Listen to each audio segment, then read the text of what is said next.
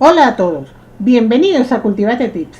Espero tengan un día fantástico y estén listos para conocer sobre la época visigótica. No olvides revisar la cajita de descripción y seguir los links para más videos relacionados con este tema.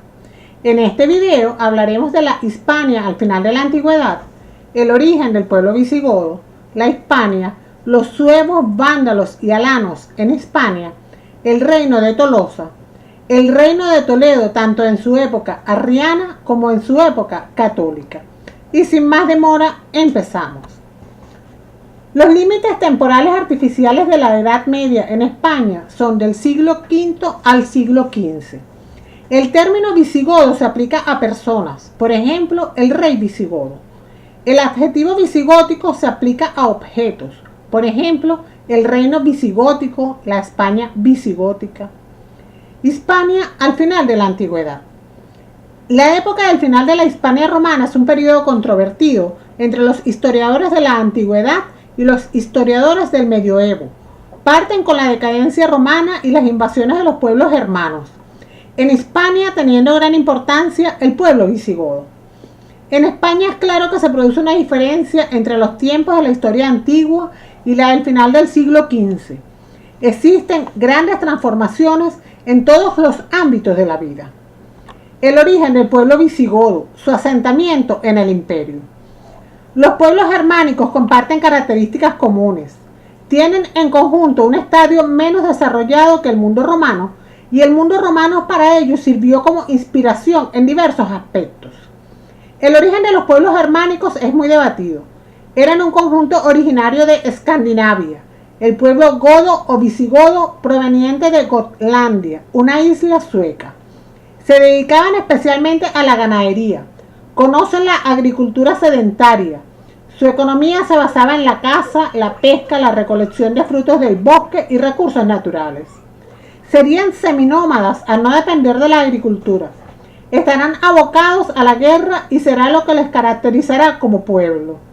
Son sociedades bastante igualitarias, pero el prestigio y posición social viene derivado de los méritos de guerra. Tuvieron un gran desarrollo de la metalurgia del cobre y del hierro, creando cascos, espadas, escudos, hebillas y todo tipo de equipamiento militar. La relación de los germanos con los romanos es temprana, antes de nuestra era, sobre todo por una admiración de los germanos sobre la civilización romana. Y en el siglo I después de Cristo, el propósito de muchos germanos es ser admitidos en el mundo romano. El verdadero interés no es destruir el imperio romano. Su intención era formar parte de la sociedad romana y por ello inician una relación temprana de aculturación progresiva. El camino inicial de los germanos es el de ser mercenarios contratados por los romanos.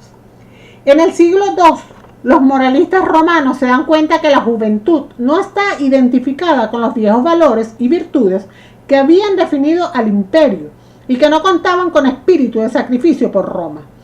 A partir de este momento, los emperadores decidirán contratar fuerzas mercenarias en el seno de la sociedad romana y así es como serán admitidos los germanos. El siglo III es un siglo de grave crisis en el imperio romano, con muchas conjuraciones, guerras civiles, un estado continuo de anarquía. En el año 275, el emperador Aureliano le cede al pueblo godo la provincia romana de la Dacia. El pueblo godo, en su conjunto, migra y se instala dentro del imperio. Es el precedente envidiado por todos los demás pueblos germanos, que ven el destino que ellos desean imitar, es decir, entrar en el mundo romano. Los godos se romanizan, aprenden latín, adquieren los hábitos del comercio, la agricultura, dejando atrás sus costumbres y lengua. Además, se sedentarizan. En el siglo IV, dentro de este proceso de romanización, se produce la cristianización de los godos, pero se convierten al arrianismo, evangelizados por Wulfila, el cual tradujo la Biblia al gótico. El arrianismo no era la fe cristiana mayoritaria en el pueblo romano, que eran pertenecientes al cristianismo trinitario. Esto viene del concilio de Nicea en tiempos de Constantino. Esta diferencia era un obstáculo para la mejor integración social y cultural de los pueblos germánicos en la sociedad romana. En el siglo IV tiene lugar la división del pueblo godo en dos grandes comunidades, dependientes de su asentamiento en la Dacia. Al oeste, Westgoten, estarían los visigodos y al este, Ostgoten, estarían los ostrogodos. A finales del siglo IV ocurre un cambio climático que no permitirá buenas cosechas. Descienden las temperaturas y aumenta la humedad. Esto pondrá en marcha a diversos pueblos, como los hunos, un pueblo nómada caracterizado por la cría y doma del caballo, y aparece una presión en cadena de unos pueblos contra otros huyendo del frío. Los godos son presionados por los hunos y exigen al Imperio Romano que les den otra localización. Tuvo lugar la batalla de Adrianópolis en el 378, donde muere el emperador Valente, ganando los godos. En el año 395 el emperador Teodosio muere y deja dividido el imperio entre sus hijos. A Arcadio le cede el imperio romano de Oriente y a Honorio el imperio romano de Occidente. Estalla la guerra entre los hermanos por la posición de los imperios. Arcadio tiene en su territorio a los godos, que eran mercenarios, y nombra a Alarico, rey de los visigodos, su general en jefe para la guerra contra su hermano Honorio. Entran en Italia los visigodos en el año 401. Honorio desplaza tropas del Rin y Danubio al norte de Italia para defenderse, pero esto fue aprovechado por una coalición germánica de suevos, vándalos y álanos para adentrarse en la frontera norte del imperio hacia el año 406, creando un gran desorden en la Galia, saqueando diversas ciudades. Hispania. A mediados del siglo V, Hispania era una población romanizada, cristianizada, con zonas más o menos extensamente romanizadas. Los lugares más romanizados son las zonas más prósperas de comercio y agricultura, como las provincias bética y tarraconense, situadas en los dos mayores ríos del país, Guadalquivir y Ebro. Las dos zonas más aptas para los cultivos y más prósperas porque la economía se basaba en lo agrario. Tárraco es la capital de la Tarraconense y fue la primera ciudad de importante asentamiento en la península, aunque también lo fue César Augusta.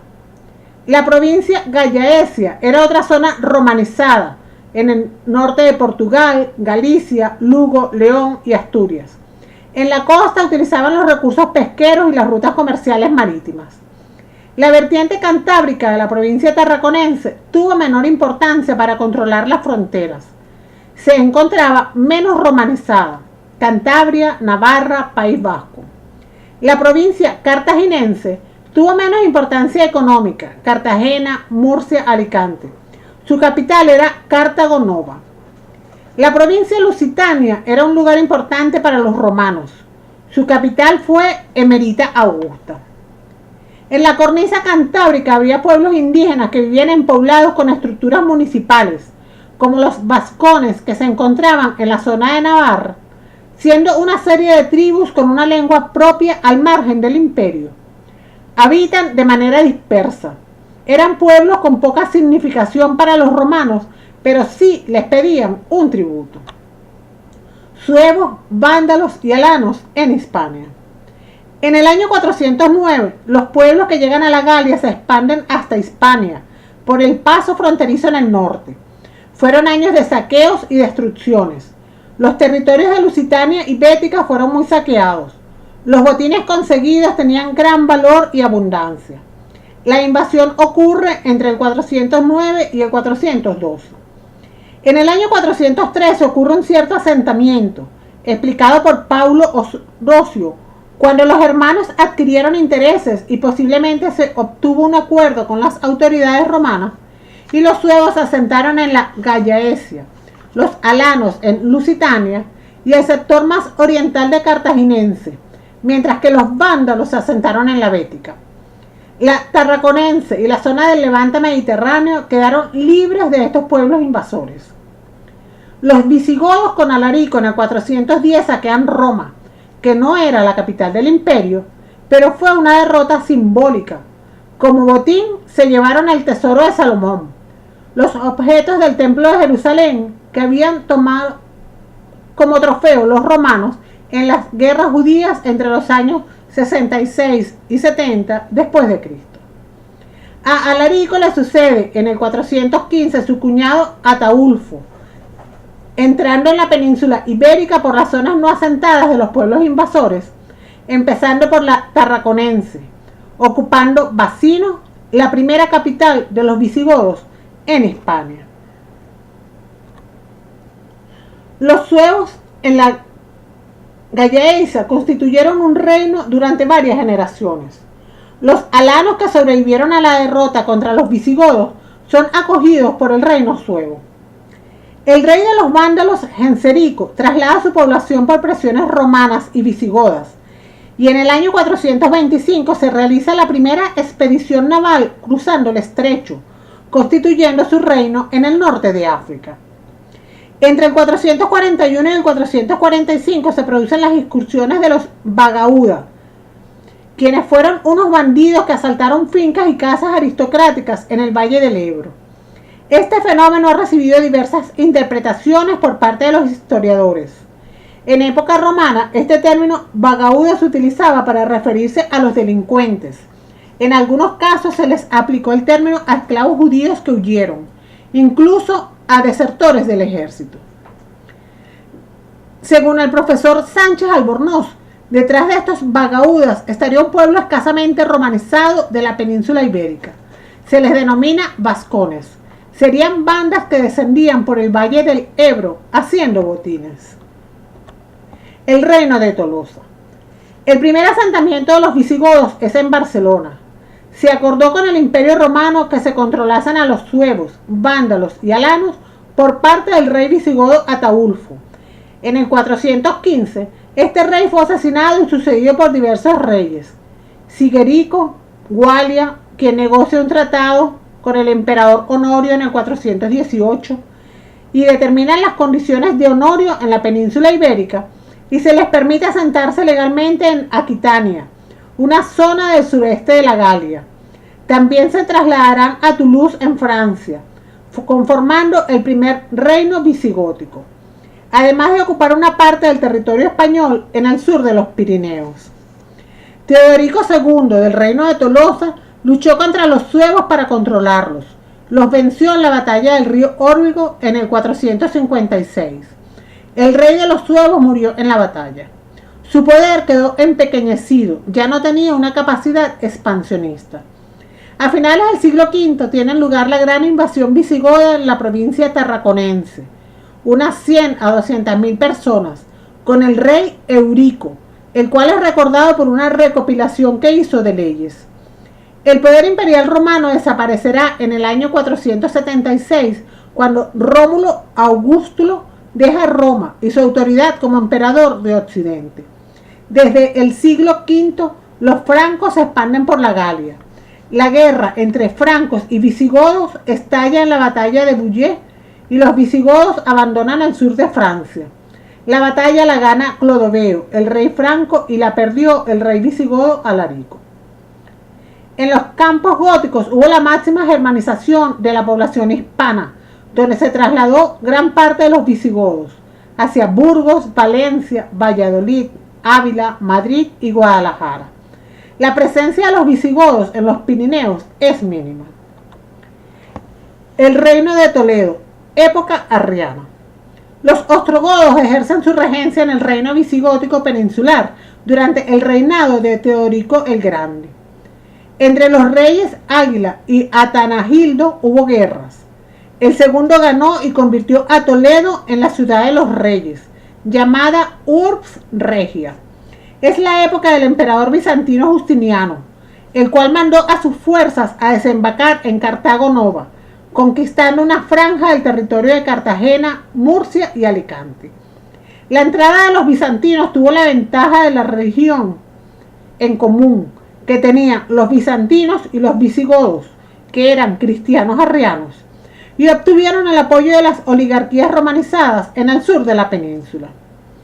Fallece Atanagildo y le suceden Liuba y Leovigildo, hermanos, pero se consolidará como rey Leovigildo, quien lideró campañas militares contra los bizantinos y contra los suevos. La división religiosa empezó a ser políticamente peligrosa. En la Bética había mucho arraigo de población romana, cristianos católicos, enfrentados al poder de los visigodos. Habrá rebeliones de béticos por la política practicada por Leogibildo, ya que este rey promovió el arrianismo, autorizó los matrimonios entre arrianos y católicos para extender la fe arriana y su aceptación social, pero consiguió todo lo contrario, un gran problema que ya la mayor parte de la población era católica. Hermenegildo, el hijo de Leovigildo, se puso de parte de los católicos porque estaba casado con una princesa franca, consiguiendo el apoyo de los béticos y los bizantinos. Estalla una guerra civil entre padre e hijo. En el año 584, Leovigildo derrota a Hermenegildo, quien fue detenido y ejecutado en el año 585, convirtiéndose en un mártir para los católicos. La Iglesia Católica le nombra santo y mártir. Ese mismo año se conquista el territorio de los suevos y estos desaparecen. El reino de Toledo, época católica. Recaredo I, hijo de Leovigildo, sucede a su padre en el poder real, el cual se había convertido secretamente al catolicismo y al hacerse rey mandó matar al verdugo de su hermano. Convocó el tercer concilio de Toledo en el 589, al que acudieron todos los obispos de la Iglesia Católica Hispana. El rey anunció públicamente su conversión al catolicismo. No habría necesidad de un nuevo bautismo si se hubiesen bautizado anteriormente como arrianos, ya que primero eran cristianos. El rey de los visigodos se convierte en jefe de la Iglesia Nacional con funciones estatales, con su control sobre la Iglesia hispana. Las actas de los concilios se llaman cánones, en donde se redactan cada uno de los acuerdos, o canon, y en este concilio de Toledo se aceptaron 23 cánones, confirmados por el poder civil, dándoles validez legal por parte del rey, a través de la ley para la confirmación del concilio. No solo debían acudir los obispos, atenderán los altos cargos de la administración provincial y estatal, los mandatarios públicos. Las autoridades del gobierno civil han de acudir a los concilios para recibir adoctrinamiento religioso y participar en la toma de decisiones. A partir de este momento se confunden las funciones religiosas y las civiles. Los monarcas son consagrados como lo son los sacerdotes. Son consagrados como Cristo y los antiguos reyes de Israel. Luis II sucede a su padre Recaredo I en el trono, pero fue apartado del poder por Guiterico. Gundemaro luchó contra los vascones. Sisebuto ejerció una política antijudía, creando diversas discriminaciones legales, ejerciendo coacciones sobre los judíos para animarles a convertirse al cristianismo. Legalmente dispuso que no pudiesen contratar criados cristianos. Los hijos de matrimonios mixtos, un cristiano y un judío, debían ser forzosamente bautizados como cristianos o convertirse en esclavos. Suintila consigue la unidad peninsular. Culmina con la expulsión de los bizantinos en el sur. Realiza campañas militares para contener las expediciones de saqueo de algunos pueblos vascones. Cisenando ocurrió en su reinado al cuarto concilio de Toledo. Fue un concilio general de la Iglesia Católica en la que acudieron magnates. Pasa a ser un órgano de carácter religioso político. Fue presidido por el obispo de Sevilla, San Isidoro, figura cultural más importante de la España visigótica. Se aprueba un canon, el número 75, en el cual se instituyó un mecanismo para regular la sucesión al trono. Indica que la realeza es electiva y especifica quiénes son los electores. Dispone que sean los grandes gobernantes de la corte, señores, funcionarios y los obispos del clero hispano. Chintila fue el primer monarca elegido utilizando el canon del Cuarto Concilio de Toledo. En los siguientes concilios se precisó más sobre la forma de elección del rey. En el Quinto Concilio se dispuso que fuesen elegibles personas de estirpe goda, debiendo ser natural de Hispania. En el sexto concilio se regulan las incapacidades para reinar, como ser de origen servil o extranjero, ser tonsurado, tener una parte de la cabeza afeitada. A los clérigos se les distingue visualmente por tener rapada la coronilla.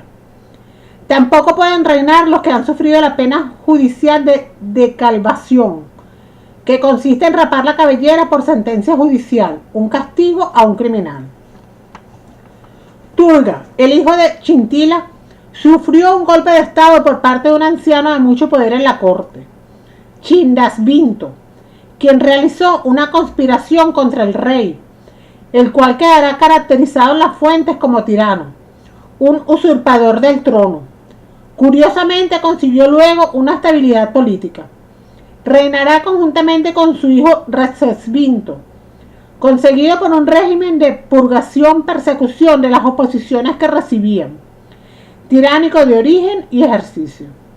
A Recesvinto se le debe la promulgación de un gran código de leyes llamado Liber Iudiciorum, libro de juicios, en el año 654. Es una gran recopilación de leyes romanas en latín.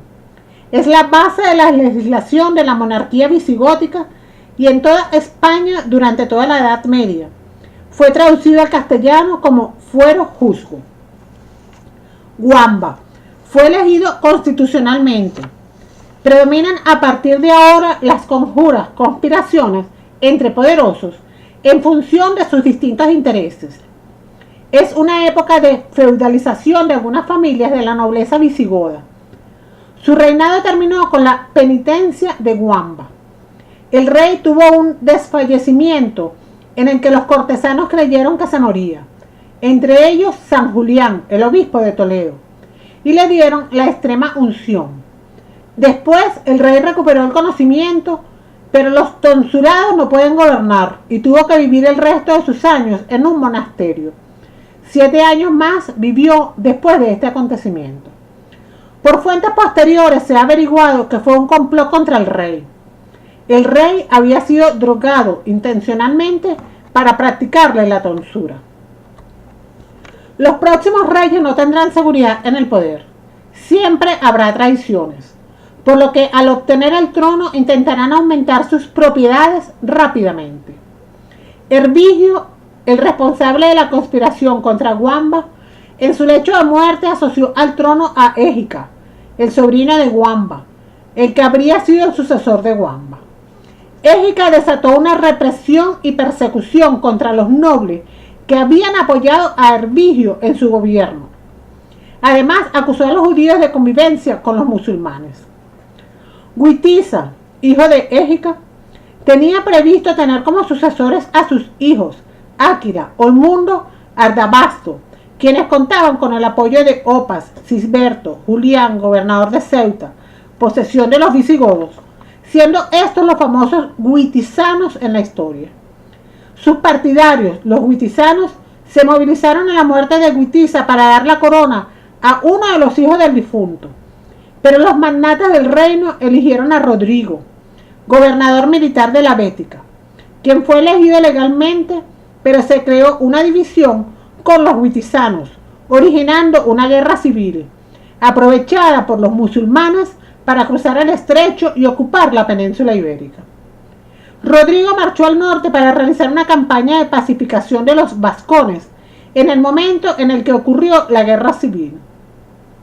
Julián contactó con Musa, el gobernador de Túnez, llegando a un acuerdo con los musulmanes para derribar a Rodrigo del trono y colocar a uno de los hijos de Witiza.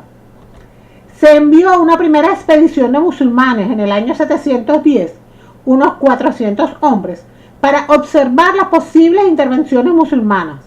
Al mando estaba Tarif. El resultado de la misión fue valorado como positivo por Musa.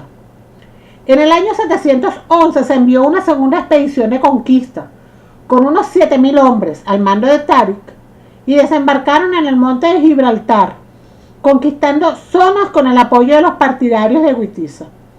El rey Rodrigo, con la noticia de los invasores, volvió al sur.